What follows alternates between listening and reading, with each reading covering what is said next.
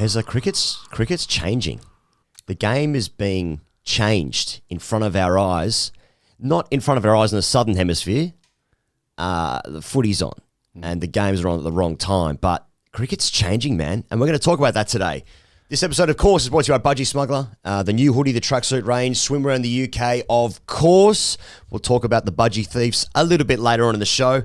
Sam Perry has returned from Bengaluru, where we spent 96 hours meeting the people, touching some hands, kissing some babies, eating some food, drinking some Kingfishers. Have the Kingfisher Ultras left your system? That's the football supporting team, the Kingfisher Ultras. I don't think so. I don't think so, mate. That was a real whirlwind. I think it plays into some shit we're going to talk about a bit later. But I suppose now that we are talking about it, just a tremendous thanks to people who came out to the show. Tremendous thanks to everybody who looked after us in India. Just an unbelievably hospitable country. And, all of those other cliches about it being an assault on the senses and all that kind of shit. But it was pretty fucking cool to go there. I'm fully on board with the IPL now. I just want to say, I'm here to announce, we're on a 12-month contract, IPL only. No, that's not true. But yeah, it was very cool. Have the Kingfishers left your system, Mr. Higgins? Absolutely not, Mr. Speaker. I've actually ordered a pallet to be delivered to my house just to feel like I'm still living there. Cricket is changing. Sam Perry. Just before I say that, people have been asking about my skincare routine. People have been asking about if there's going to be if we're going to release a video of the show. It was filmed. It will be released. It will be on YouTube hopefully this week, perhaps in the next day or so. Just when people say keep an eye on the channel, just keep coming back to it. Just don't let that pop up on your feed. No, just keep it on. Don't search. Just keep it on. Keep it on. And just look at it until something uploads. Fresh a couple of times. Yep. Anyway, the video will be on. Cricket is changing, Pez, but perhaps no more so than the fact that Lord Botham is set to fire up an NFT collection. Fuck yeah. Now, this is via bitdegree.org, Pez. As you know, my Bible. I want to say Caduceus.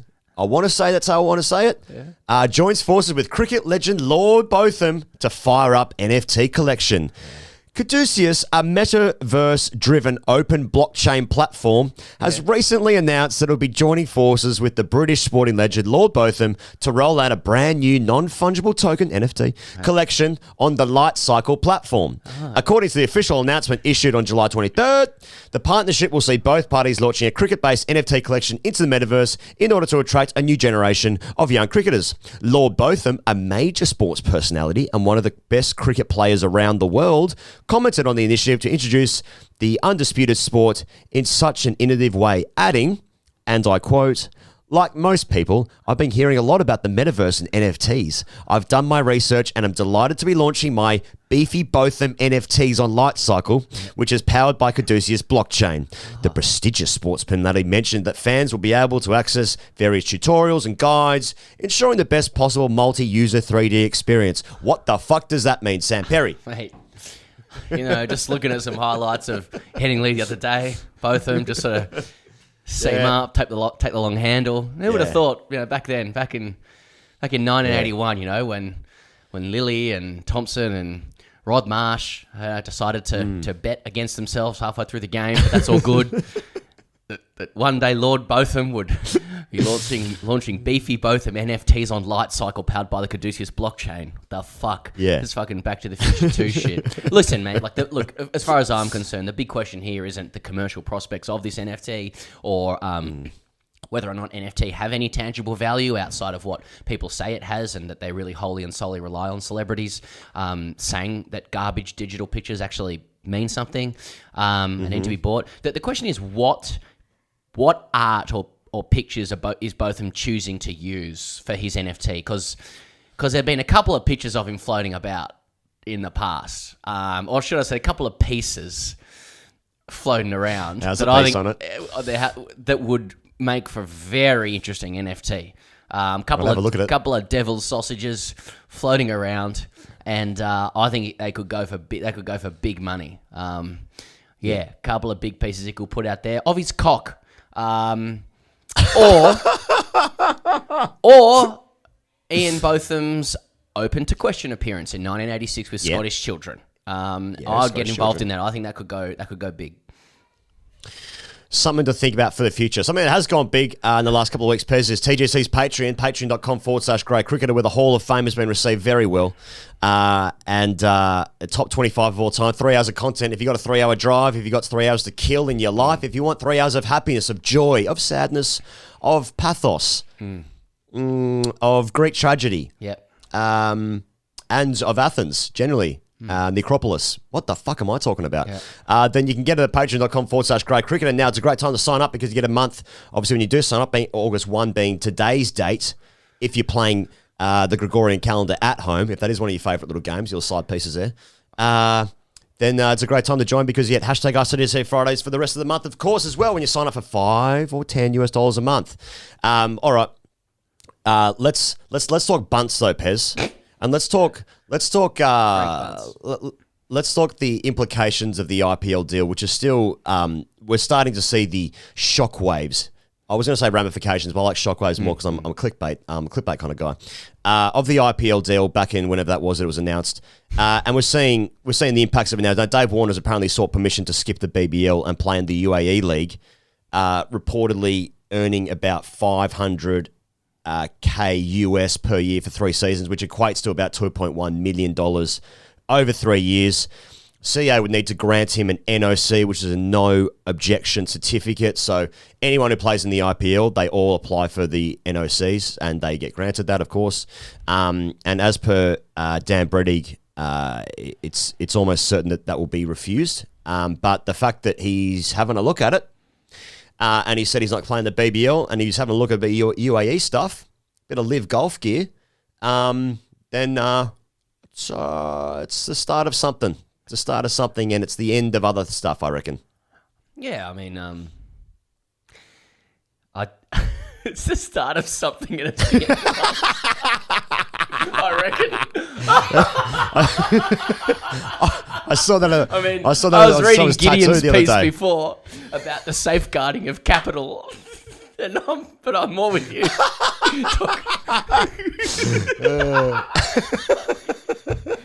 So it's the start of some stuff, and it's the end of other stuff, I reckon. You reckon Shane Watson said that at the ACA meeting recently? His president just got up there.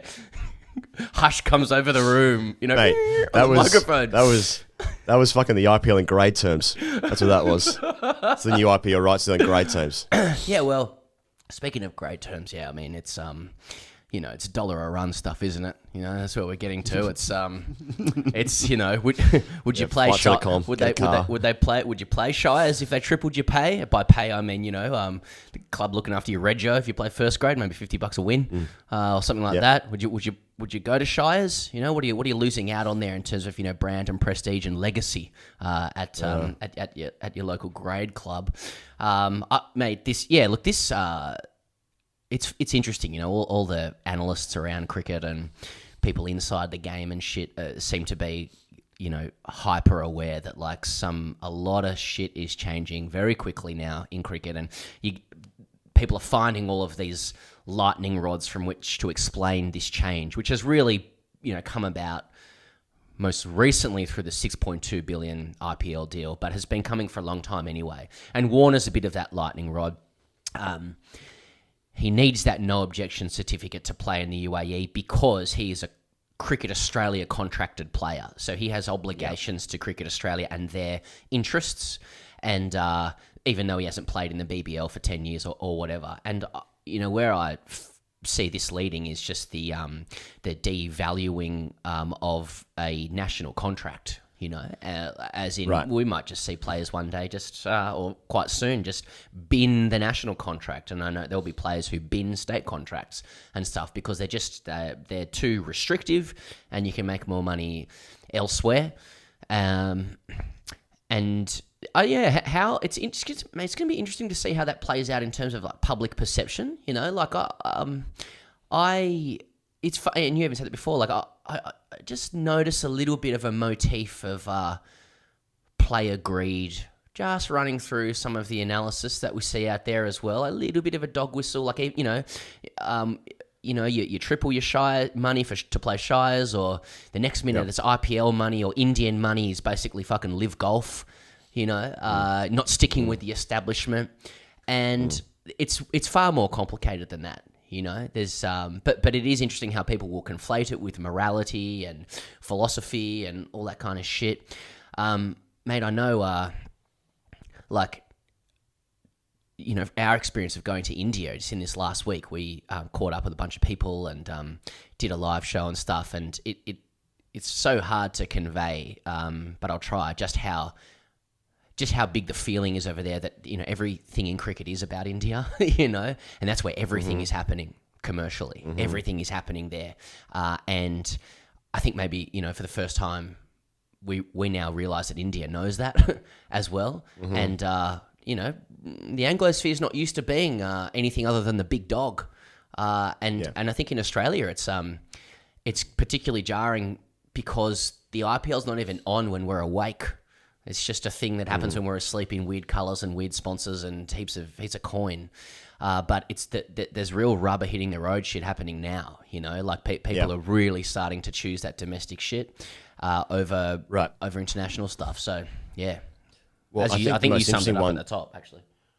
I think the most interesting one in the present, which we'll see, is Tim David, who I'd imagine a CA contract right now would actually be quite restrictive for him, because he would be free, for instance, to go and play in the UAE League if that's what he wanted to do over the Hurricanes.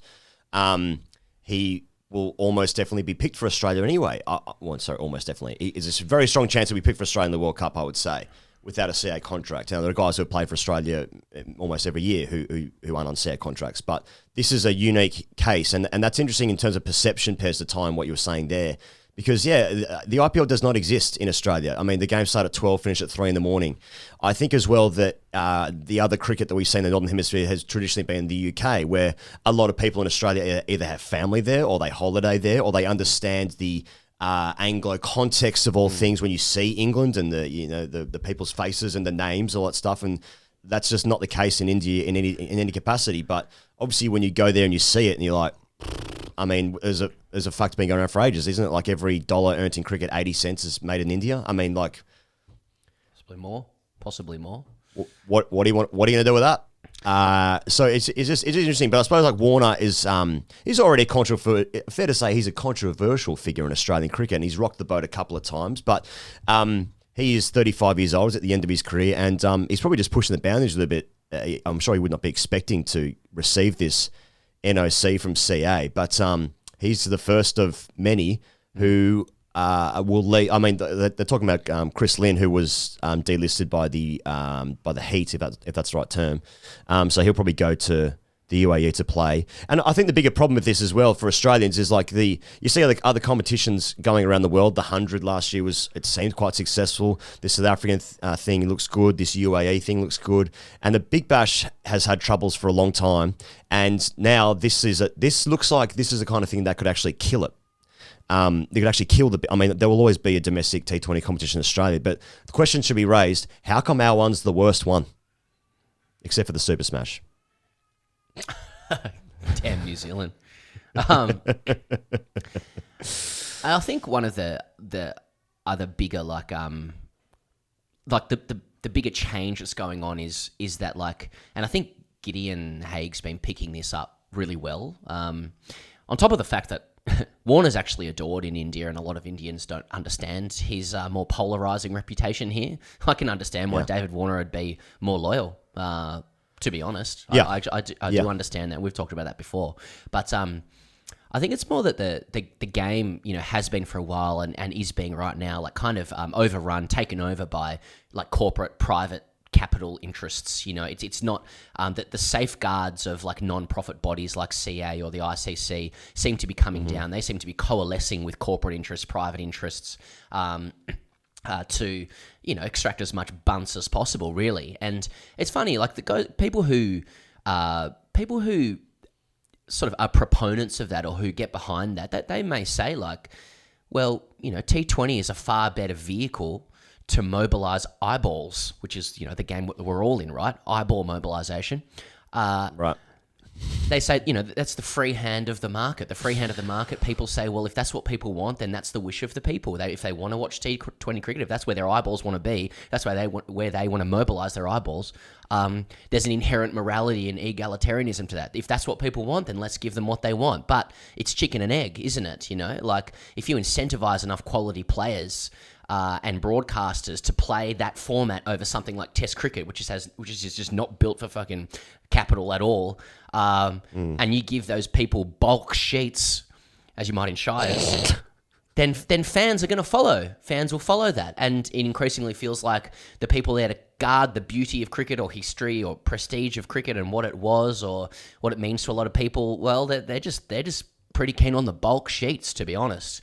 And I think the big moral question about all of this change is like, will the bulk sheets that people that are turning bulk heads and eyeballs,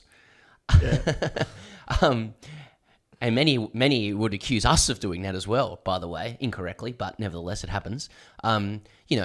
That's turning heads. Like, will that money flow through to those tasked with administering the game at all levels? Will they see any of that money? Like the people and organisations that develop players, juniors, club teams, like provide the facilities, make the lunches, provide kit. Will they get to share in the new riches of the game? Because if the game is being run more and more privately and thus accountable to like ruthless financial metrics and KPIs, can the grassroots make a strong business case for that IPL money? Can Lane Cove Cricket Club or Roseville or Linfield Cricket Club get a slice of that IPL Skrilla? Just a lick,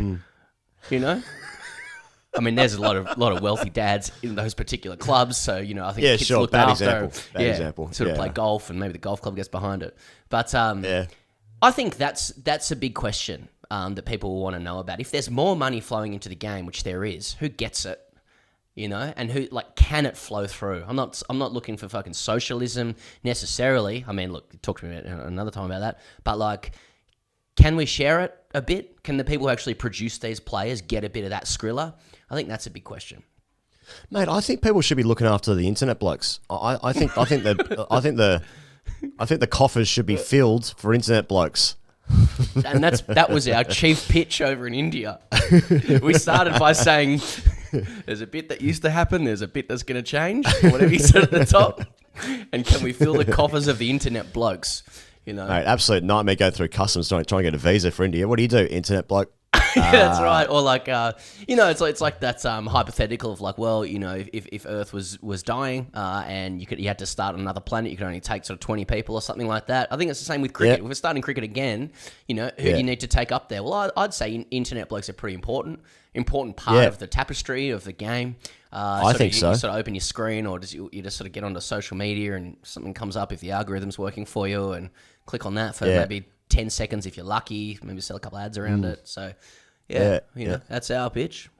Whatever. And we sort of come as a package deal, so it's like we're useless on our own. So we sort of need, it's like ant and deck. It's exactly the same as that. Useless. Speaking of the BBL, they saw the draft come out the other day, and basically every single person with an English passport has applied for the draft. That's on top of the list of the West Indians last week, I think we spoke about. Then obviously Faf du Plessis in it as well. Well, why wouldn't you? If there's 70 of them, if you play county twos or whatever, and you know that all the good ones are going to go to UAE and South Africa, get yourself a little get yourself a little 250k AUD gig. You're playing with Wadey, who's on 160. So that should be pretty good for the team dynamic as well. Those are the Australian national players. I think so. They probably make about 2/3 of what the County 2's guy makes. It's all looking pretty good for the BBL, I would have thought. Well, if I know one thing, Pez, I know that professional athletes don't really compare what they make with each other. No, it's not really ever spoken about. Sort of keep that pretty close to your chest, and no one sort of ribs anyone. No one sort of plays a bit of credit card roulette over dinner or that sort of stuff, and sort of stitch ups, and just keeps on saying sort of bit, and not really going anywhere with it, and just sort of drifting off into three things you do. You play Call of Duty, you make a flat white, and you play a bit of credit card roulette as if you're a pro cricketer. Fuck, I'm interesting. Yeah, that's right. Fucking interesting. Bloke levers and arms and a bit of genetic stuff and sort of hit a few bombs, social media. Well, that's our dissection of things that are changing and things that will remain the same, I reckon. Also, I think the Boxing Day New Year's test will be dead soon. Anyway, cheers. What's up? Well, we're about to speak to Alex Malcolm right now, but before we do, Pez, we're back on board with T20 Stars, who are supporting us heading into the Australian summer. Now, people are just getting to the winter nets. I've seen on the social medias this week, Pez, guys doing fitness tests, guys doing beep tests, because nothing will fix your fear of the short ball, like running back and forth in a timely manner, hopefully to reach sort of 9.3, 9.4 in the beep test. And that's what's starting just now. But also, what will fix it is new kit. What will fix your season coming ahead is new kit. And what better place to go to than T20stars.com, supported by TGC, of course. Shane Watson's got his mitts all over these bad boys. And we've talked about the thickness and the girth and the volume of his mitts, I remember being in primary school and it was kind of like, height and width, and then they introduced volume, depth. Watto is depth. And, he's depth in more ways than one. Like, he's a lightning rod for all of this conversation about the existential crisis of cricket. You could nary find a bloke in Australian cricket who has traversed the entire scene and has a better record than Ben Stokes, by the way. Anyway, that's a separate issue. But he traverses the whole thing. And here he is saying to you, as you start your season, you're wondering, or you're midway through the season in the UK, it's all year round, and you're wondering, how can I negotiate all the changes that are happening in cricket? I've got to hit long bombs. I've still got to play a bit straight.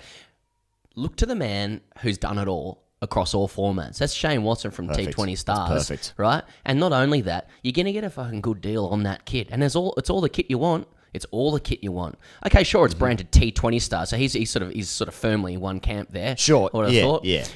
Well, he knows where cricket's going. He knows where cricket's going. He would have worn that kit playing for Sutherland there, mucking around in first grade, just having a bit of fun, boshing people around. He still played the long form. The thing with T20 Stars, though, is that, and we've said it many times before, you skip in the middle man, or maybe today it's middle person. You're skipping the you're skipping the bricks and mortar shop. You're getting that price at that level. Encourage you all to go to T20stars.com. Have a look at the range. We're going to be talking to the team at T20 Stars about sort of the things we might be able to offer here and there, sort of say it out the side of my mouth, throw a few sort ofs in there. But very proud to be with T20 Stars ahead of this interview for the next little season of the TGC podcast. It's T20stars.com. Here he is. Here's Alex Malcolm. Making his debut on the show.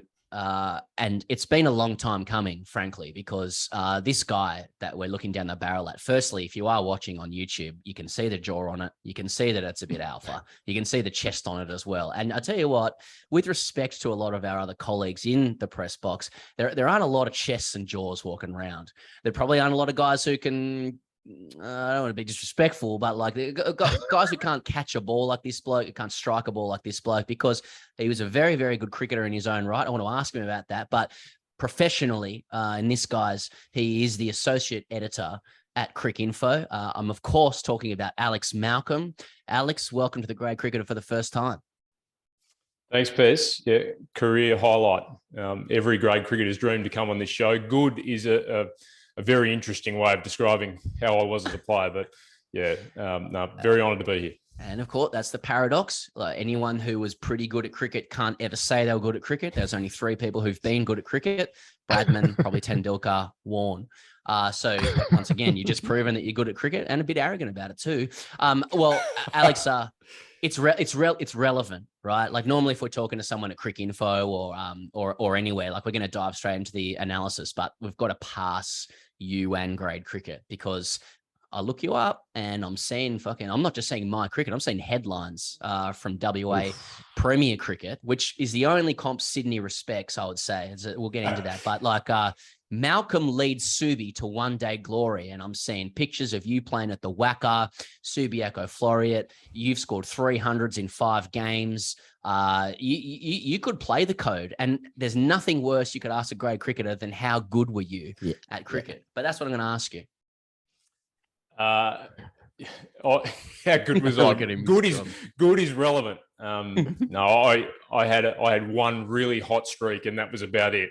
No, I played for a long time. I was like you guys. I sort of view my career in grade cricket as a bit of a prison term. I was incarcerated for a good 16 years, I reckon, 2001 to 2017. So 15 to 31. 12 or 13 of those were hard labour, opening the batting at Subi Floreat in the WACA first grade competition. I did 1 year of prisoner exchange, played in Adelaide with Glenelg in the Saka comp, which was great. Lots of dark days in the hole where I'd had my pad blown off in the first half an hour of the day or the last half an hour of the previous Saturday. But a handful of really good days. I was very fortunate to play in a few flags, a few one-day flags at Subi, one at Glenelg, and a couple of two-day premierships as well. Played with some really great players and against some really great players. But more importantly, probably made most of my great friends in life through grade cricket, including a couple of guys. I now live in Melbourne, moved here 5 years ago after I stopped playing, and two of my best mates here are two guys I played with. So that's really all I've got out of my grade career is some great mates and some good memories, but a lot of tough times. There's actually we're talking about like the future of cricket and like the IPL and T20 cricket generally taking over the world, but there is actually no longer form. Some people think that Test match cricket's the longest form. Not the case. It's an opening batsman playing a 2-day game who gets his pad blown off, because that's 2 weeks until you play the sport again. So that should actually. And that's if you get a bat. Yeah, that's true. Think about once in a month. Once in a month, exactly right. Well, nothing sums up my career like my last game. My last game was a grand final at the WACA, and the last day that I played, I sat and watched. I nicked off for nothing and sat and watched the whole day. So that summed up my career. We understand. Yeah, you played at the WACA. That's what you're saying there. And all good, mate. We don't all get got that in too. Yeah. I played at grounds with syringes, sort of walking around. But you mentioned you played with some good players, and look, we should never talk off record, but you were the one who tipped me off the other day that Cam Green got Liam Livingstone out, which Liam Livingstone then pretended he wasn't aware of. And Cam Green would have been about 13 or 14 at the time. Let's just sort of subtract a few years off him there. But is it right to say you captained Cam Green when he was young, and therefore, and I don't want to get into sort of hard drives territory, but was he tubbing, like sort of pre-18? Jesus Christ. And if you don't feel comfortable talking about that, then just push through. I do need to be very careful what I say about that. The criminal justice system would have a different view on what we can offer. No, I'm kidding. I didn't captain Greenie. I played with Greenie. I was 31 at the time. He was 15, 16, 17. He came through Subi's juniors, was a super player. Fortunately, we had a good shower culture at Subi, but fortunately, I think times had changed by the time he was coming through. Right. Certainly in the early 2000s, as you guys allude to very often, reminiscing about your own careers, it was a very different time and place. And in a post-Me Too world, the sort of coercive shower culture in grade cricket had dissipated a little bit. But he was a great player to play with. Really enjoyed playing with him. And everybody at Subi is incredibly proud of what he's done. All right, let's talk about actual cricket then, instead of this show being taken down and demonetized now forever. That's the only reason we do it, just for money. Let's talk about money. Let's talk about the Big Bash. How many years has it got left? Like 6 months. It's. I feel like it's on the verge of. It doesn't need change, but there's a lot of competitors now, and when your best players don't want to play in it and are opting out of it or trying to anyway, and that's instead of like even Mitchell Starc, who hasn't played for a couple of years, doesn't want to play when there's a window open. It doesn't bode well.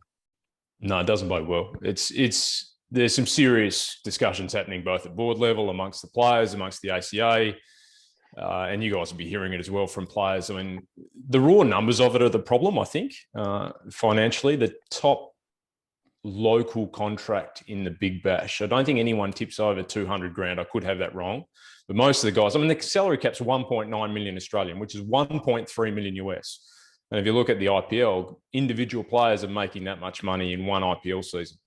And we're spreading 1.3 million US, 1.9 Oz across 18 cricketers.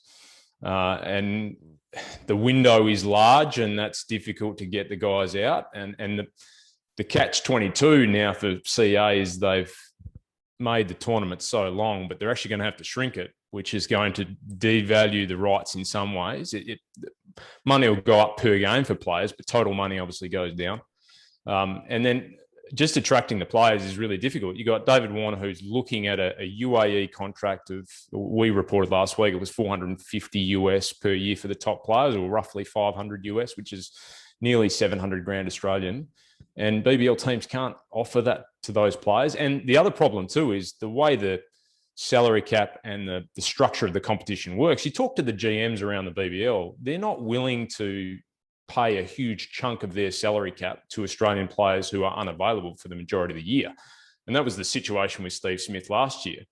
Now, the Adelaide Strikers had spent a lot of money on Alex Carey and Travis Head, and they weren't available a year because they were playing Test match cricket. But then Smith wasn't part of the Sixers' original salary cap, didn't get paid under the cap, and then was wanting to come and play in the finals. And that was the crux of the debate.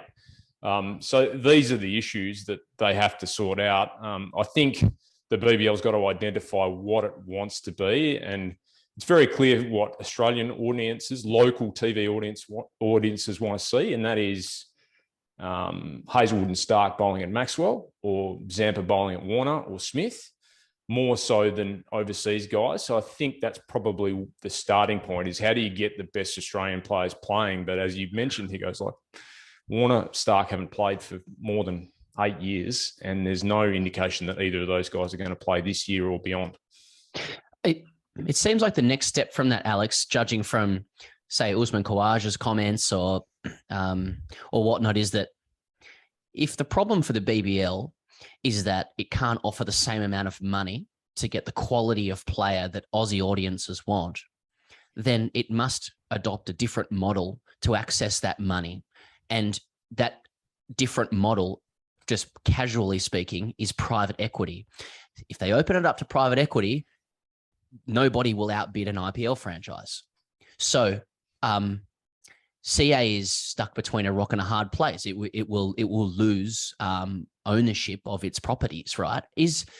Or just the BBL can become a farmers league like the MLS or something, and we can all support Orlando, but BBL stars. Like, is that too crap? Is there a middle ground there, and where do you think the players sit on this? Because Khawaja was pretty forthright. If you want to afford us, we need private equity. What do you understand is going on in terms of those stakeholders and where they sit on it? I think you're right. I don't think there is a middle ground. I think CA are trying to find it, but I don't know where the answer to that money question comes from other than private equity. Or the only other option is local private equity, which would basically put offside the IPL clubs. If you said, oh, you can only have private equity from local sources, a bit like the PSL's got, then that's limiting in some ways as well. But I don't think, I mean, the Australian market, consumer market in general, doesn't have that kind of money. And then from a player's standpoint, I know Higgins, you're a golf fan. We're seeing it a little bit with what's happening in the men's professional golf world at the moment. If the numbers are there, if the prices are there for the players, they'll go where the money is. And it's not here in Australia. And it will be a restraint of trade on players if they're not allowed to go and play somewhere else. There are some things written into contracts, actually, that it's my understanding, and I think Dan Bredig wrote it last week, that players essentially are not allowed to play in other international leagues between something like September 15 and April 12, with the exception of the IPL, and then you need NOCs, but there have been clearances allowed for the players that have gone to the PSL, but they're not domestic contracted players, and Tim David's a really good example of that. But yeah, it's becoming clearer and clearer that players are looking at their freelance model and seeing a much better earning capacity than staying in the Australian domestic system or the Australian contract system. I do know of one player who is a contracted player at the moment. I won't mention his name, and he will keep playing for a while, but I think he is heavily considering the fact that if he came off the CA contract list, even if it just didn't work because the contracts got shrunk and he got squeezed out on the bubble, he may well consider not taking a state deal and freelancing in the same manner that Tim David is. And we're having these conversations about David now. How do you get him into the Australian setup to play for Australia when earning wise, match payments wise, it's not worth his while? It's a really difficult process that both CA and the ACA need to work through ASAP. And I know that the ACA have been meeting with the players recently, and there's a pay deal coming up, and the last pay deal was really, tumultuous, and it felt like this one was going to be relatively stable, but it feels like the game's completely changed now. I've heard this only casually mentioned, in background conversations from executives in and around the CA administration. Do you think that they may try and run a line that Australian players really have an obligation to service the game here, that private equity equals bad because money will be taken away from the grassroots, and that Australian cricket equals good because the players actually own, 30% of the BBL. So all of them who play in it raise it up themselves, and that money can be faithfully administered back to clubs. Do you think players have any, and I know you're not speaking on behalf of players, but do you sense they feel any obligation to national cricket beyond the best pay packet they can get? Or is there just a line where you go, sorry, that's just too much bunts, gotta go? Too much bunts. I think it's nuanced. I think the players deep down, the ones that I know, and you guys talk to these guys, they want to play for Australia. They love representing Australia and playing. But ultimately, there's just so much money. It's hard to turn down, right? One of the interesting things that was raised to me the other day, I was having a conversation with someone about this, is where did the loyalty lie in terms of connection to the team and the fan base? So is there a connection with the top end Australian players? Is there a really good connection between the Australian fans and those players when you compare the absolute love and adoration that some of these guys get in India, and you guys experienced it going over there? They are adored. David Warner is absolutely adored by Sunrisers Hyderabad fans, and still is, even though he doesn't play for them anymore. And he's adored by Delhi Capitals people. There's a connection and a kinship with those fans. Basically, it is a little bit of a one-way relationship in some ways, but they also perform for those clubs and in front of their eyes in their home country. So, whereas, I don't know, Australian fans can be a bit fickle at times, and they only seem to value runs and wickets, your Ashes test matches at home during the summer, and anything other than that is irrelevant. And so there's that aspect to it too, is what's the connection? And our players just going to go, you know what, I don't care. I'm going to go where the money is, and I'm actually going to go where I'm wanted, where I'm actually wanted, where people actually want me to come and play and perform for them, and where I'm going to be supported no matter what. And, so it's a really interesting one, because there's another element to it as well. I don't think the Australian team at the moment quite has a grasp on what their core fans feel about them, but I honestly don't think they care that much. And so there may, the disconnect and the division may get wider and wider. It's really nuanced. It's an interesting debate, and I don't know what the answer is, to be honest. I think money does seem the main driver here, but I think a secondary and important factor with the Big Bash, especially, we're talking about the Australian domestic summer, is that it really only is 2 months, and the West Indies have their own window for the Caribbean Premier League. The IPL clearly does, and it's only going to get bigger. And then England have now carved out a space for the 100, and then their summer goes from sort of, I guess they have played test matches in May and can go through till September. So it's quite a long time, whereas Australia's got to play their 5 tests per year, their ODI series, if they have it in January, and the Big Bash for the entirety of the school holidays, which is tied then to the Boxing Day test and the New Year's test between the two biggest or most populous cities. So I don't know how to fix that, because as you were just saying just then, we're more interested in the footy season, really, and all the cricket grounds are actually now footy grounds. So who have more power than CA probably to get test matches on. Just seems like it's going to be pretty hard to figure this out, to get all these games in that we want to try and do. And so I guess the point is, what's the point? Let's just go and play the IPL. That might be it. I mean, Pez sent me a photo of his two boys wearing RCB shirts. That's the generation, right? That we don't know. It's so bizarre because I've had these conversations with a couple of people at CA, and I was telling them about my mates are hardcore cricket fans. These guys played grade cricket for 15 years. They love the game. They live the game is in their blood, right? But they have no interest in watching a test match in Sri Lanka where Australia's playing in the middle of the year because they're all watching West Coast playing Melbourne or Fremantle playing Hawthorn, or they're interested in the footy. Like good games, to be fair. They're good games. Yeah, exactly right. Or right. Fremantle got a good run. So. Yeah. Or it's state of origin where New South Wales and Queensland are going head to head. Like that's it's footy season, and so what's going to captivate Australian audiences? How are we going to keep audiences involved in the game all year round? And I think one market here in Australia that Cricket Australia has never ever tapped into, and the state associations have never tapped into. There's a huge expat community here, and we had a few guys that. Few expats come and play a little bit of cricket at our club, and that we loved having them. And their love and thirst for cricket was incredible, but they didn't stay engaged with the grade system, and they ended up going and playing elsewhere. And Cricket Australia's never been able to engage that audience properly. And maybe it's because they don't have players coming through from those origins, and maybe that'll change. I don't know.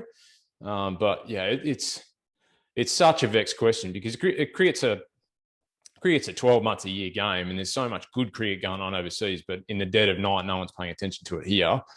And it seems like our generation of fans, and those even older than us, have no interest in anything other than red ball cricket against certain opponents. And that's a concern, I think, full stop.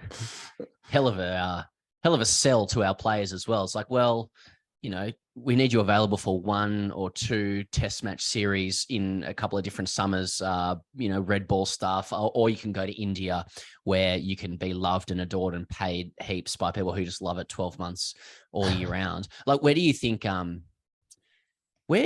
the public may fall, the Australian public may fall on some of these changes coming through? Like, do you think the Aussie public will largely not care unless, they only care about our best players being available for the Ashes and, let's say, India at home?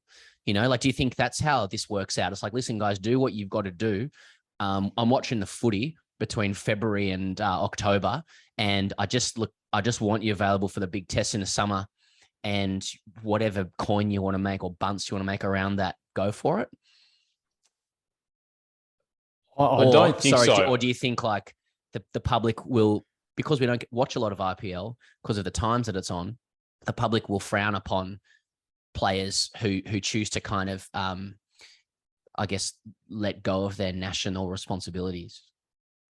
I can only speak for my generation and those older than me, and it would be the second of those options. The move away from being loyal to Australian cricket and playing every single game would frustrate fans and would cause fans to turn on those individuals. It'd be interesting to see. I'd be curious to know, and you guys might have a better feel than this, what the generations below us would think.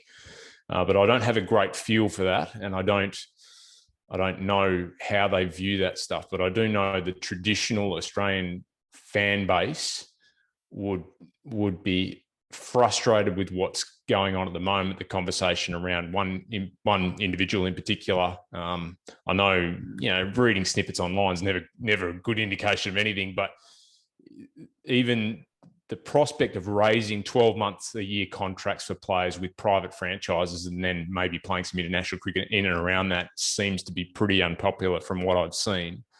But it is certainly looking like it's going that way because the boards themselves can't compete.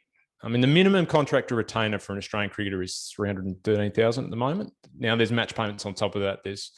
There's franchise earnings on top of that. So you can push that up quite a fair way, but that's nothing compared to what Delhi or Kolkata or Chennai can offer for a full year playing 4 different tournaments, IPL, UAE, CPL, whatever.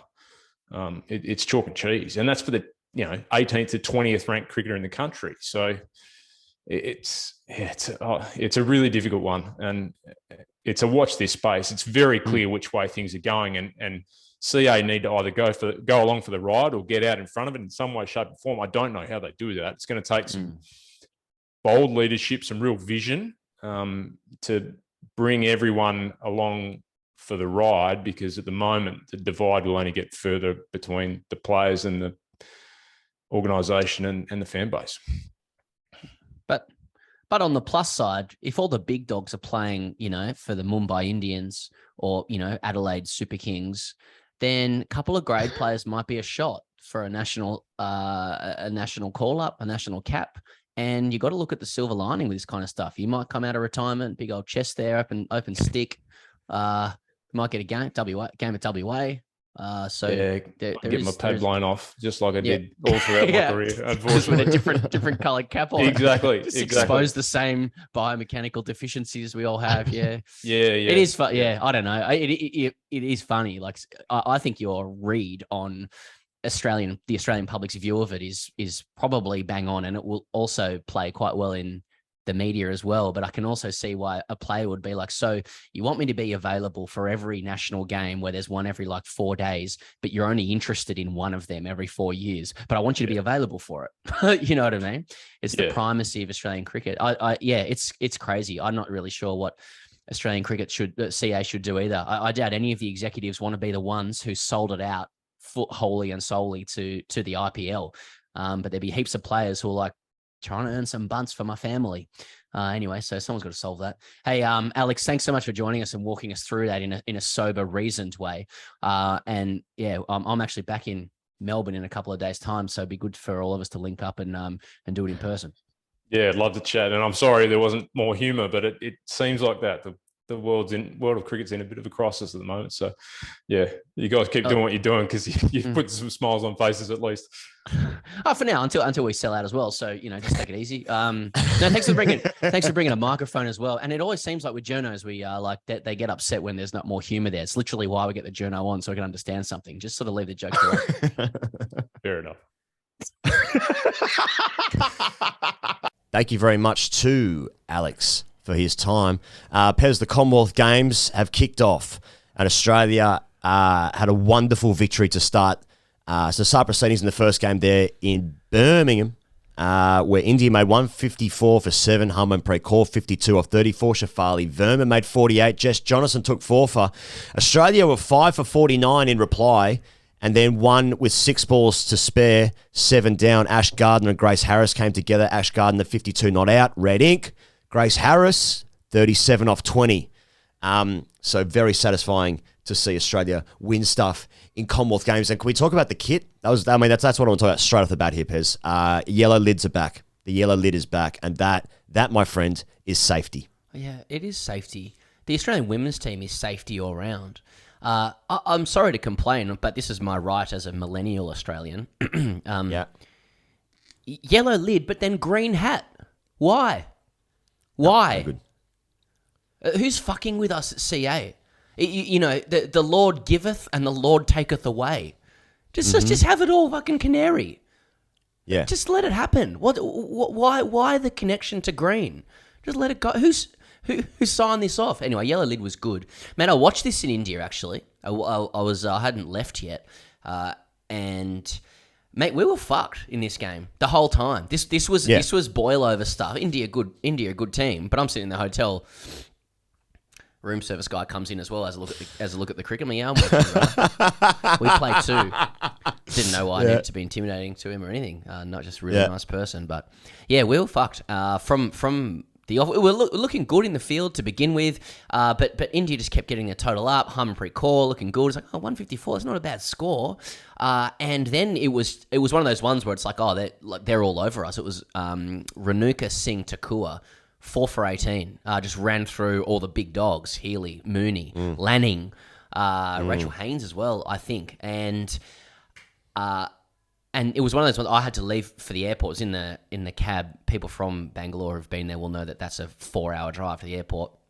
And so I lost my internet, but then it just came up again, and Grace Harris and Ash Gardner got us home. I was like, oh, okay, that's good. But they were really cooked in this game. And just want to note that that was Grace Harris's first T20I innings since 2016. Coming in that scenario, and to play in innings like that is that's huge. That's a huge comment on the depth of Australian women's cricket. And Ash Gardner doing the business as well. It does feel like with the Aussie team, it's like, oh, if someone doesn't do it, someone else will. If four of them don't do it, still someone else will get it done. So, anyway, yeah. Grace Harris has been sensational for the WBBL for years. And has just always been on the fringes of a squad, but never really getting in. And I was actually thinking about the 1998 Commonwealth Games in the men's, and like they played a slightly weaker side than what they had otherwise had available. And we've obviously never forgiven them for that 24 years ago. But I mean the depth of the Australian women is sensational. I mean, and they played the second game. They smashed Barbados. Barbados made 64. Alana King took 4 for 8. Meg Lanning though dropped a hat-trick catch. So again, abject failure for Australia there. Australia got it 1 down, chasing those 64 cricket runs. Meg Lanning after the game, go on, sorry. Immediately afterwards said, nightmares, that sort of stuff. Alana King very, polite, I suppose, in her response, just being like, well, it's just cricket. It was all very C'est la vie kind of gear, I just want someone to be like, I will never forgive them for this. Yeah. I'll never forgive them for this. Go the other way. I want someone to go the other way because, like, I mean, one is the truth. It is like what can you like say la vie shit, but just someone to fucking unload on someone.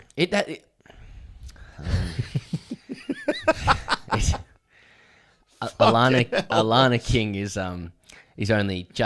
only just kind of secured a spot in that side as well, and Lanning's captain, so it would have made it even better if she. She should have. The thing with Alana King, and because we're talking about corporate nous, if Alana King unloads on Meg Lanning there verbally, she might have a speaking gig for life, like Damien Fleming. You know what I mean? That's right. You know what I'm saying? Like there's a lot. There's after dinner stuff in there, and that's what Lanning should say back to Alana King. I just made you a whole lot of dinner stuff. I made you a whole lot of bunts there, Kingy. Believe me. on the corpies circuit. On the corpies. I just fucking sorted you out, corpies for life.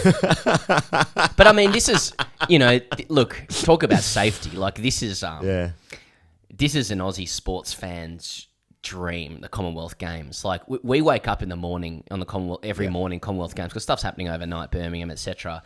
And it's an absolute fucking shower of gold for this country. Yeah. And all the articles are basically like, yeah, we won, but here's some social problem in the side, like in particular with the swim. Yeah. They just fucking destroyed everybody in the pool. And there's articles that are just like, well, Kyle Chalmers and McKean, they used to go out and he sort of didn't give her a hug, and and Chalmers is losing the plot. It's Dawson's Creek stuff, and I'd like to see, and like this is what we're saying here.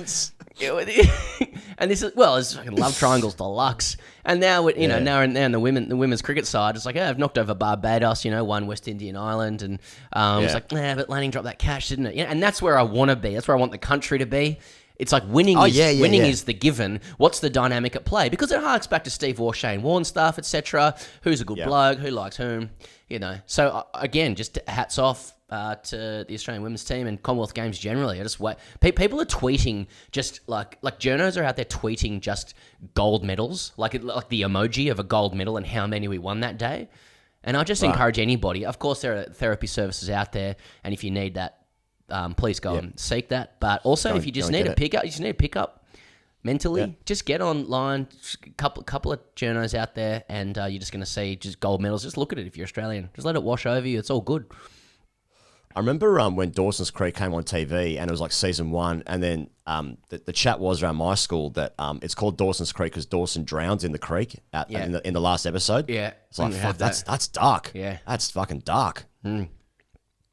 Disappointed didn't end up going that way. Yeah, people at school just sort of had a bit of an advanced copy as well. Like, my dad's a director, a producer. Yeah. But there was the dad on it. He'd been on Neighbours. And that was quite jarring. Speaking of another thing that just wrapped up recently as well. Hadn't that bloke been on? Yeah. It was Aussie and he'd been on Neighbours. He was okay. Was it whose dad was it? It was dad. It was one of the guy's dads. I don't know. He was a bit mate. He was fucking alpha. A big old salad, big old bouffant. Anyway. Australia's next game is against Pakistan, who lost to Barbados. So Australia's already qualified for the semi-finals. There's 2 groups of 4. The other group is England, South Africa, New Zealand, and Sri Lanka. And so you would suspect that Australia and India will go through to the next round. But of course, Australia losing 1 wicket in this run chase of 64. Not interested. What's going on? I'm not fucking interested. Who got out? I missed it. Do you know? It was Mooney. Okay, so some runs for Healy at least. Yeah, so 20 on the top. South Africa won their T20 series in England. The final ODI was washed out last time we spoke. That was on last Sunday. So the series finished 1-1 there. So this series ended in England fans booing their team in the run chase of the third T20 down there at Southampton. So we'll just go through the series very quickly. The first T20 was in Bristol. England hit 234. Bairstow hit 90 off 53. Moeen Ali 52 off 18. South Africa finished 193 for 8. Tristan Stubbs 72 off 28. And everyone's favourite school teacher, Richard Gleeson, 3 for 51. So they got the first win there. Tristan Stubbs is a young guy, isn't he, Pez?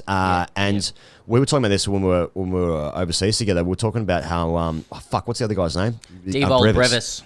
Brevis, who I don't think has played for South Africa just yet. Has he debuted yet? But he's in the IPL.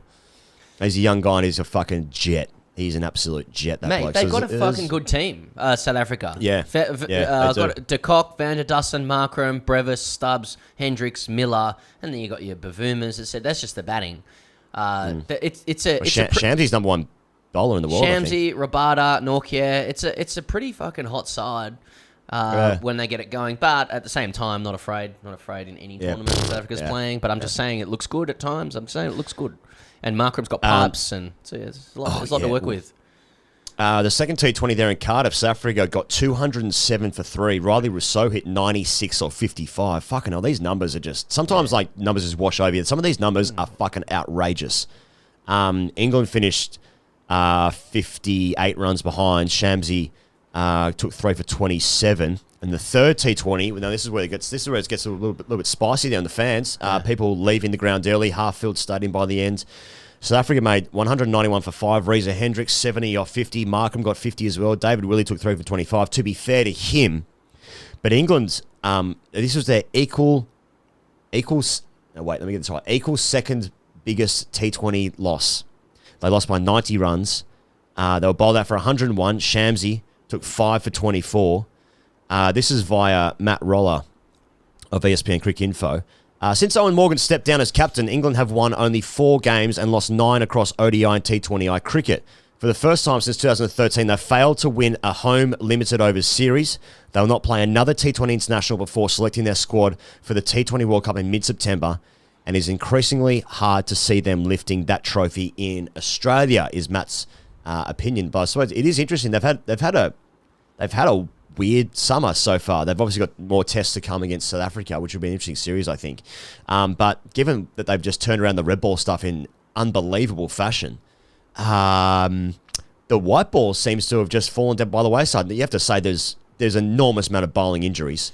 Wood, Archer, Ollie Stone, Mahmood, someone else, Curran, Tom Curran, that is. There's a fair amount of Tamal Mills as well. There's a fair amount of bowling struggles there with injuries, but still, they're still a good team, but they haven't won shit. I think they played 2 pretty good sides as well, and it's a bit of a toss up. I think in Australia we find it hard to compute the numbers that England put together with ODI cricket, and particularly what happens over there as well. I look at England's batting and it can just kill you on any day.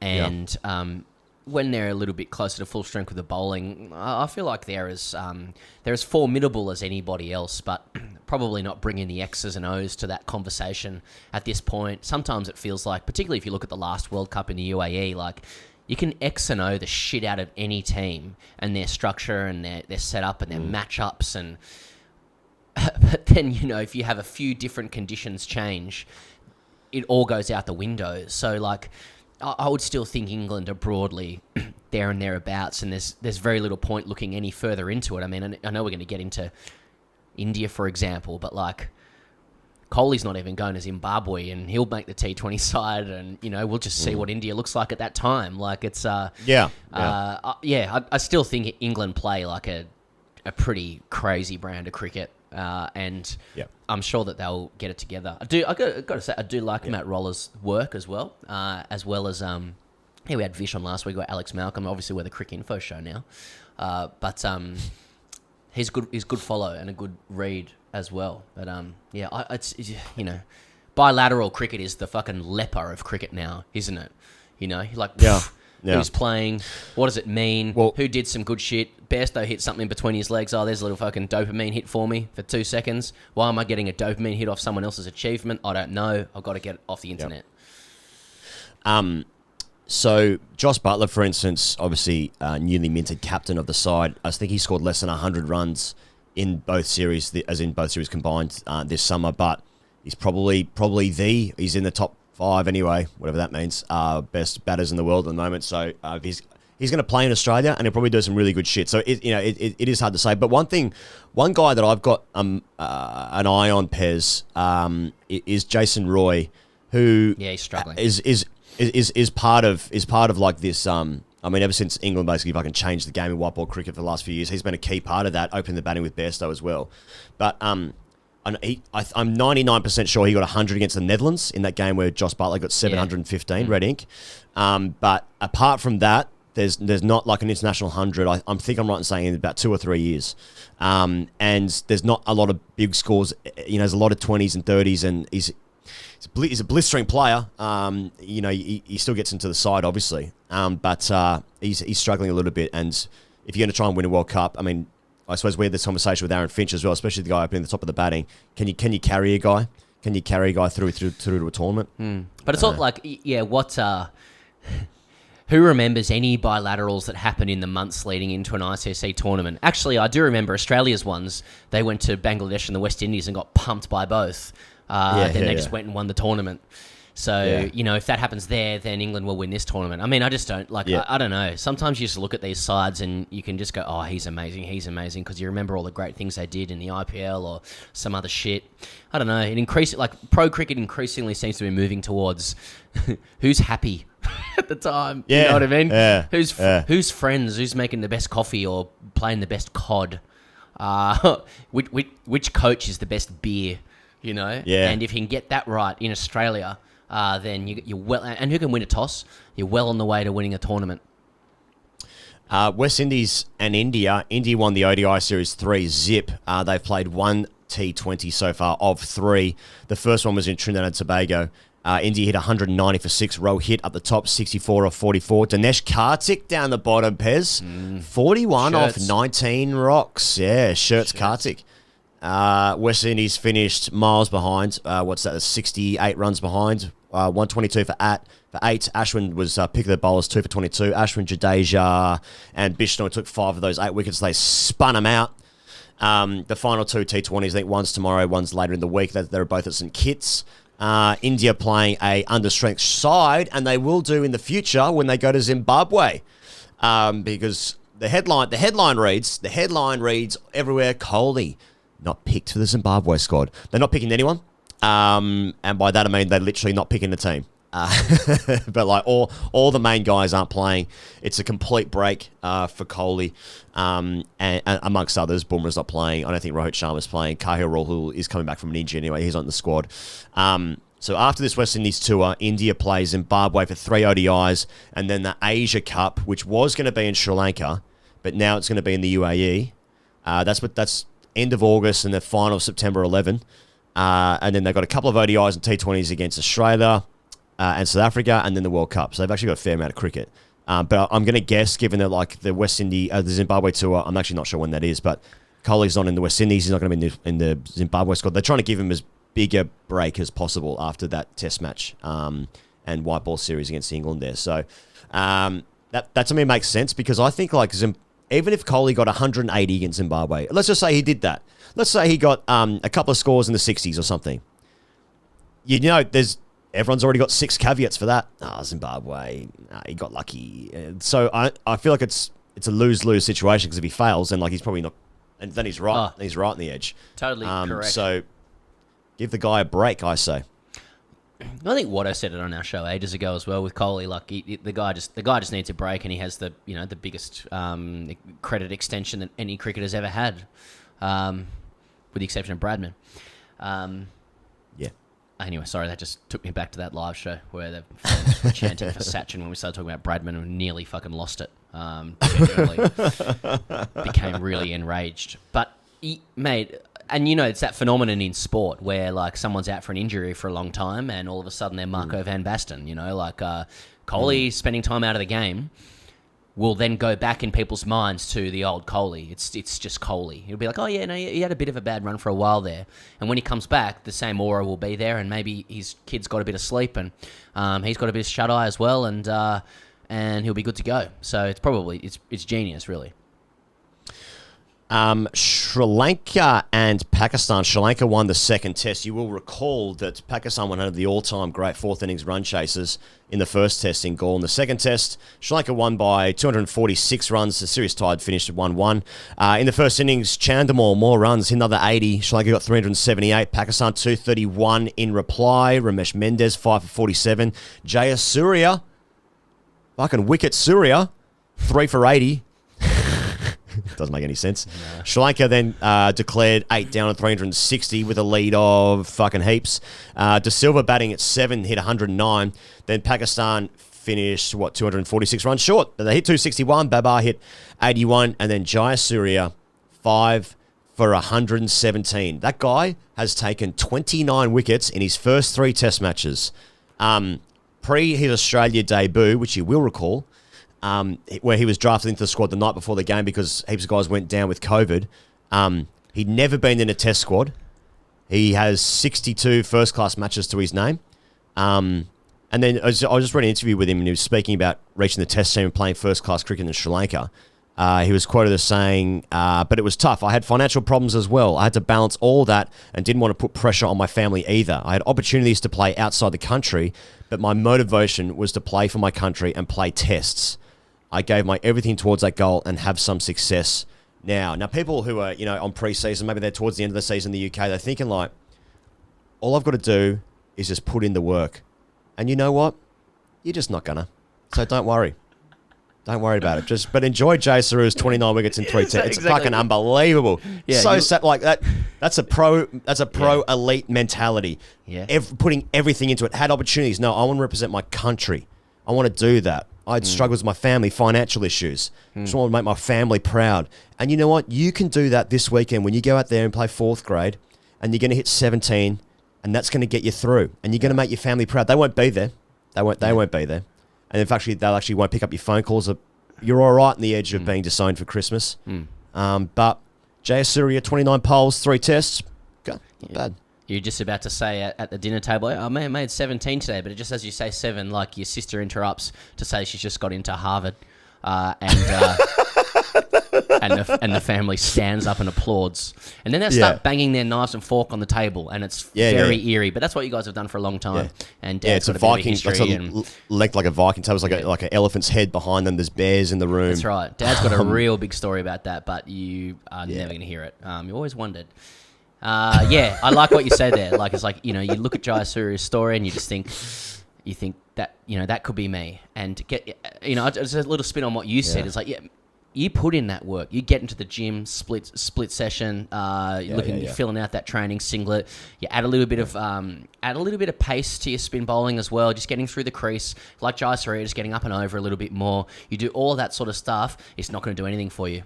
You do all of it, and it will not materially impact your numbers, your statistics in any way. The ball doesn't come out of your hand in a way that will make that happen. You don't have fundamental talent, fundamental talent, and people know it too. People you don't realize it, but when you catch a ball or when you pick up a ball off the ground, all the first graders just go they don't say no. They say okay, that's 3s at least. So all that stuff, that's not what happens to normal people. Jayasuriya would be a freak. And I think the real story is that he's probably done someone dirty somewhere along the line and they've held him back. That's real life. That's most likely. This isn't a fucking rags to riches, believe me. That's actually what Sinatra's song was about. That's life. It was actually right. about raging turners and his arm ball and ball. That's right. You're flying high in April, shot down in May. That's when the umpire triggered you. You know what I mean? Flying high in April, a couple of scores of 20 odd. Mate, I was just saying before for the T20 Stars ad, like my old club, just uploading fitness videos and stuff. And I was just looking at people like I was looking at it, I was like, nah. Just the way they were running, just the gait. Yeah. Gait no good. No. Yep. It's like what Sir Alex Ferguson said about Jordan Henderson. Didn't like his gait. No good, didn't want him. No. Mate, and that's just real life in sport. How's the gate on Sorry. it? Nah, not for me. Sorry. I like in football's the best because you can be a top player, but then you can be a top player. That's Top player. And then you want Yeah, top X2 is what you're looking for. That's how he described Gerrard. He's a top player. Oh, okay, fuck. Yeah. How do you get Wow, that? Jesus. Fuck, that's really good. That's Anyway, really good. He's a fucking great bowler, Jai Surya, and Australia's going to be fucked with Axar Patel. I remember, I think I might have said this in the past, equated him to Ajinta Mendez when he first came into international cricket, and everyone was like, how the fuck's this guy bowling? And he wasn't really spinning it, but it was spinning enough, I suppose. He was flicking out the front of his fingers, and he's beginning, I think he got a 10-fer in debut. Yeah. He was getting 10-fers everywhere for about a year and a half, and then I think people were just like, oh, it doesn't spin. And but that's test cricket. Oh, it doesn't spin. Anyway, that's my summation of Ajinta Mendez's star-studded test match bowling career. All right, well, Pez, we're going to do some hashtag AskTGCs here. But beforehand, we're going to promote our dear friends at Budgy Smuggler. Because if you would have seen on TGC socials during the week, the new tracksuit range in winter, people having little winter getaways. And I saw my own Budgy tracksuit being worn by a Budgy thief. A thief in the night. Oh, this all makes sense to me now.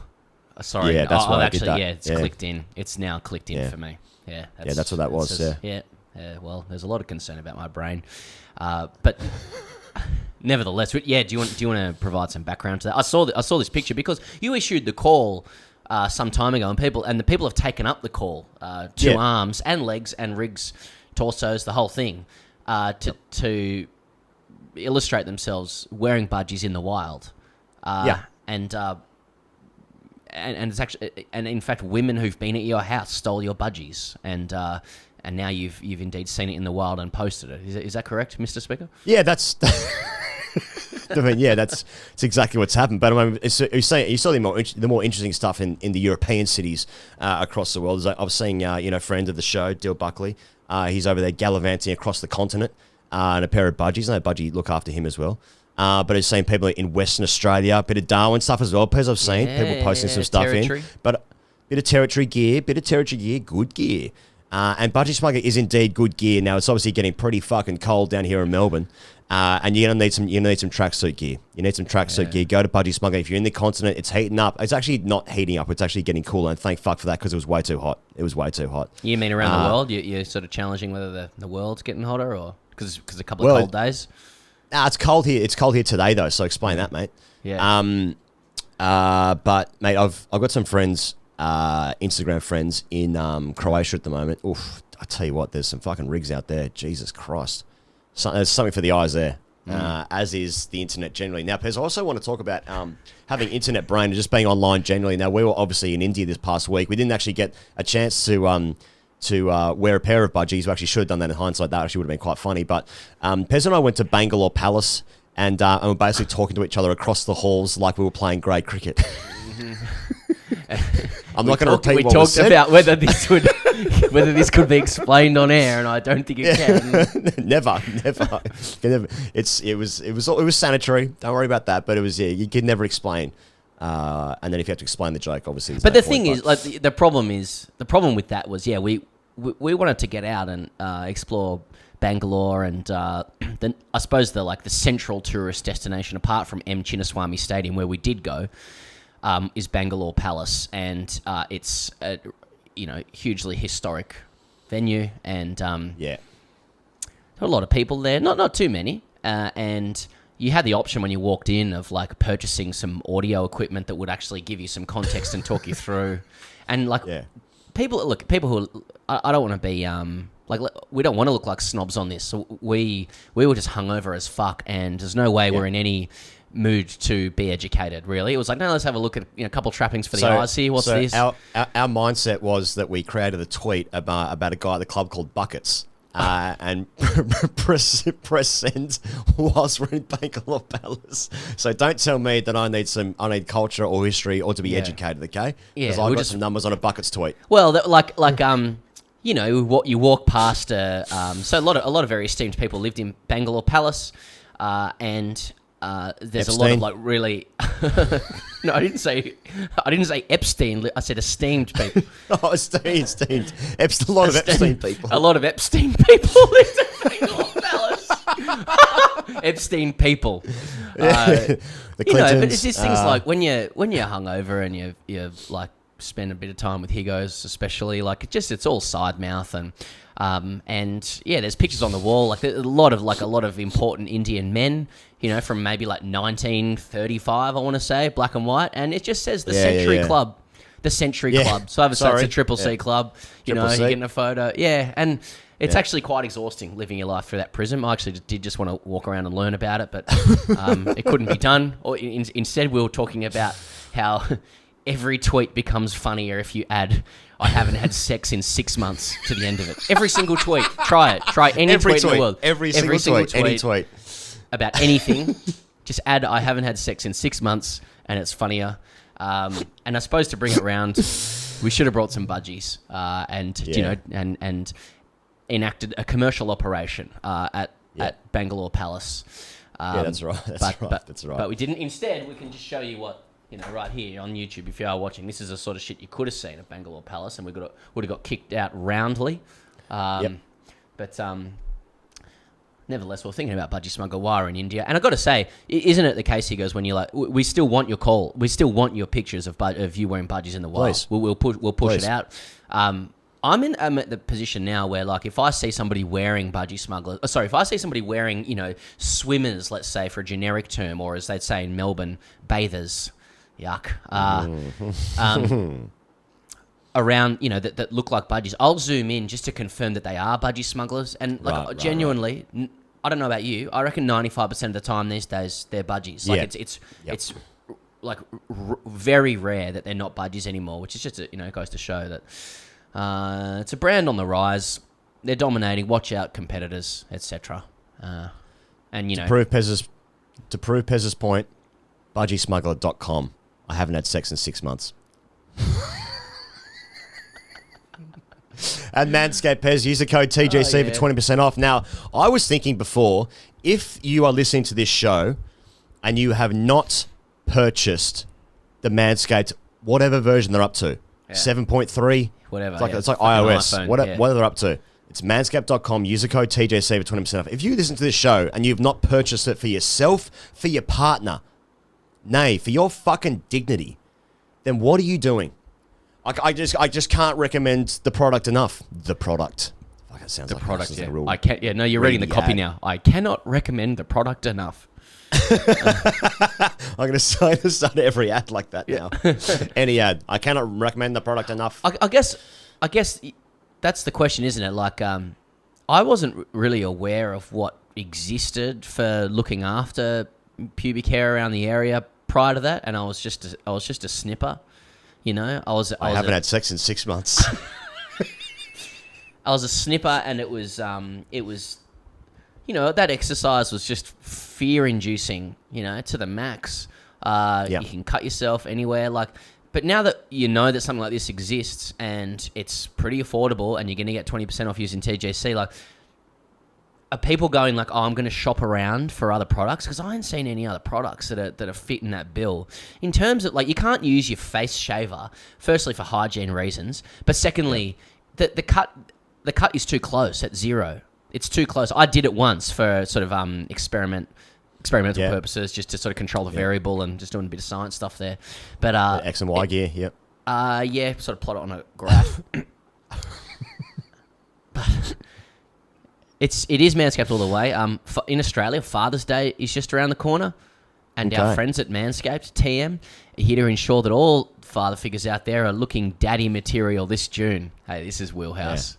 Dad dick. Now, yeah. I don't think Manscaped have a fucking clue what it means to be daddy in cricket terms, but let's just say in Manscaped's wheelhouse, you can be daddy with the Performance Package 4.0, Lawnmower 4.0, perfect bundle, tackle any and all old man hair from head to toe. It's talking to dads here, yeah.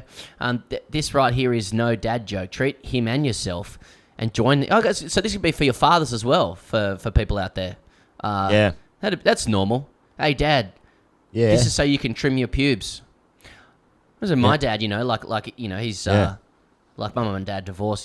He's got a wife. He's been with her for a long time. The idea of getting him a Manscaped so he can present his pubic hair for his wife. Yeah. That makes me sick.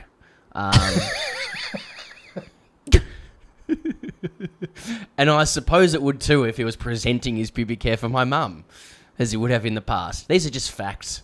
They're facts.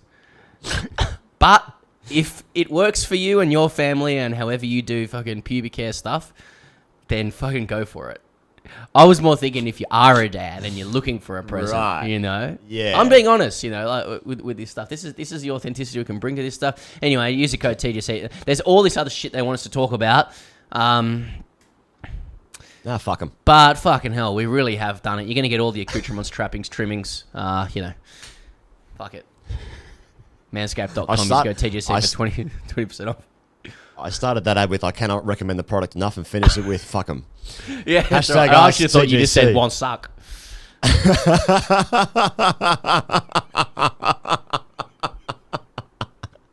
But you said I started. I didn't, yeah. Greg wrote in, boys, thought you might enjoy this story that illustrates your cultural reach. As a dad of 3 boys, ages 13, 11, and 3, and my cricketing days in 2s, 3s, are over apart from some park stuff, but enjoy your podcast greatly. What has really caught on in our house is the inexplicably satisfying sound when yelling, boys, like BJ in the SCG front bar that time. Once yelled by one boy, it triggers a call and response between the kids that can last a few minutes. We recently travelled as a family to Italy and decided we needed a system should we lose each other in a crowd. The obvious suggestion was for a lost child to find the nearest high ground and yell, boys, until rescued. This was practiced in several airports to the 3-year-old's delight. I had mostly forgotten this system by the time our travels brought us to the Galleria dell'Accademia in Florence, home of Michelangelo's David. In the open space, the acoustics were excellent. Too excellent for the 3-year-old to resist.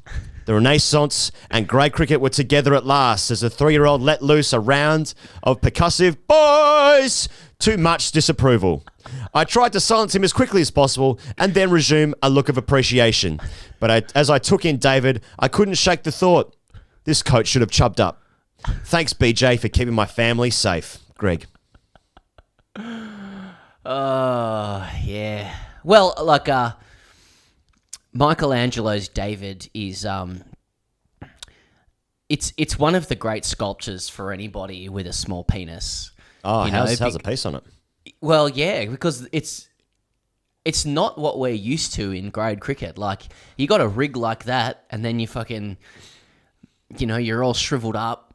It's just not something you see very often. And I suppose it's sports. It's right. This was Michael. That's what people don't know about David, is that this is actually a shot of him post day's play.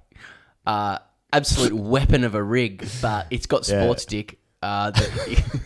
It's got sports dick. He's actually been batting. He's finished on 36 not out. His undies are a bit tight that day. The box is just sort of riding in on him, and there's nowhere for it to go. But he's still, when you got a rig like that, it's a problem because you got to show that rig nude, especially if you finish with 36 red. Oh yeah, red. He fucking, he was out in the front stool, fucking got the broom out. Finished on 36 red. Great day for Dave. And I mean, part of his problem is that he's really stretching out like the lats as well, isn't he? Like doing some like as you would. Yeah. And do you think in any grade cricket change room worth its salt? Do you think the fucking perfection of that rig takes attention, like defeats the fact that it's the smallest penis anyone's ever seen in grade cricket? No, because or do you think people just be like, mate, what's fucking doing with your piece? Like as a prominent person in cricket now once said, I heard him once say to our third grade captain, I won't say his nickname, but X, that is the smallest penis I've ever seen. And he said it at the Raby change rooms where 1s and 3s were together, and that was like rise more to team fucking. player. Yeah, oh, that was the best thing about playing at Raby is that the 1s and 3s are together, and he just said that is the smallest penis I've ever seen, and like it was just like it was like that is like that's the end, and and it was like There's no coming back from that. You can't. But this is the thing. This captain, he was really popular at the club. And he was just like, sorry, Dirk Diggler. Sorry, Dirk. Fucking gasping for breath. Sorry, Dirk Diggler. He was trying to fucking jelk it while talking to us at the same time. No, because people pairs with great physiques are to be lauded, but also not trusted and mocked. So it's a real balancing act, isn't it? Now, like, if you are the rig, you are to be objectified at all times. It's the only thing that you can bring to a cricket team. Positively. It's your entire personality. It's your identity. You are the rig. That's your thing. You are but a body. You're but a piece of work. As opposed to an obese man who is a butter body. You know what I mean? Yeah, that's right. Yeah. But like the small penis completely trumps defeats it. The great completely defeats 5%. Yeah. So 5% body fat. Yeah. Nah. Put it this way: 5% body fat. David rig as designed by Michelangelo, smallest penis you've ever seen. Next to severely obese man who bats 5 in the team and stands at first slip, and has one that's swinging around his knees, and they're just standing together about to tub up. Who's got more respect in that team? It's the latter, isn't it? He's just like, man, how's the pace on this? When you see an enormous one, it's like looking at the sun. Like or being told as a kid, like, don't look at the sun. First thing you want to do, just looking straight up. Yeah, or just out of the corner of your eye. Yeah, just get a little peek at it. Yeah, don't stare directly at it. Don't. Yeah. Like a magpie is about to swoop you, you got to fucking keep staring at it all the way, lest it swoops you like a fucking big old piece swinging around. A little knee knocker there. Yeah. So I suppose, again, you could like this is a problem with the grade cricket or just grade cricket. Is it just kills anything really? Everything is in grade terms now. Everything's worse. Even Michelangelo. Every experience is worse. Yeah. It kills everything. It shrinks it culturally. The grade prism is a fucking sick prism. Do you want to read one more? I think that's probably all we've got time for. I think. Or do you want to go? You want to fuck? You've asked. Now you've said it. Oh shit! It. Oh shit! I see. Okay. Yeah, I think it needs to be done. And no one writes in. I apologise in advance as this may not be the most eloquent piece. How's the piece on it? You read today. He wrote, how's the piece on it? But unfortunately, we can't all be blessed with the verbal efficacy displayed by Higgins' monkeypox / hand, foot and mouth disease / Indonesia / Pez in Darwin / quarantine / manscaped advert in the last pod. Brackets, love your work, boys. So obviously, the above reflects more about me and my insecurities. Okay. Now, this is written... this is Pez talking here. This is in poetic form or lyrics. I mean, let's see. I've already got a tune this should be sung in, but I think I'll just read it faithfully. Okay. Is that what you think? Yeah. Okay. Yeah. Hello, Nugsy, my old friend. I've come to tub with you again. Because a penis softly jelking. I want to sing it. Left me curious, stock taking, and the image that was burned into my brain still remains within the sound of silence. Oh, do I have to do this whole thing? In restless dreams I bat alone. Narrow eyes and side mouth known. Neath left eye he speaks face up, champ. Treated better at a prison camp. When my eyes were caught by something blonde and white. Speed deals delight. Next came the sound of silence. And in the bathroom stalls I saw 11 people, maybe 4. People talking sideways, speaking. People racking, always repleting. People writing songs that you never aired, and no one cared. Here comes the sound of silence. I'm still going. Boy said, you do not know. Feeling like my father goes. Hear my sobs that might just reach you. Takes mum's car, reminds me of you. But my words like testosterone fell and echo in the well of silence. And the people bowed and played with the alpha masquerade. And the pig thrashed out his warning in the words it struggled forming. Then the pig said, worst cunts in the comp. Fuck's sake, boys, we're fucking better than these. Fuck those cunts, shit song too. Whispers in the sound of silence. Oh, fucking hell. He says, incongruity is king. My crowbarred question is as follows. In Cricket New South Wales' recent decision to promote young Jason Sanger to Shield captain for New South Wales akin to choosing a second-grade skipper because they're confident he's not going to get a run with ones this season? Or is it a thinly veiled offering of fealty to our Indian overlords coming from deep within CA? Must be one of those two things.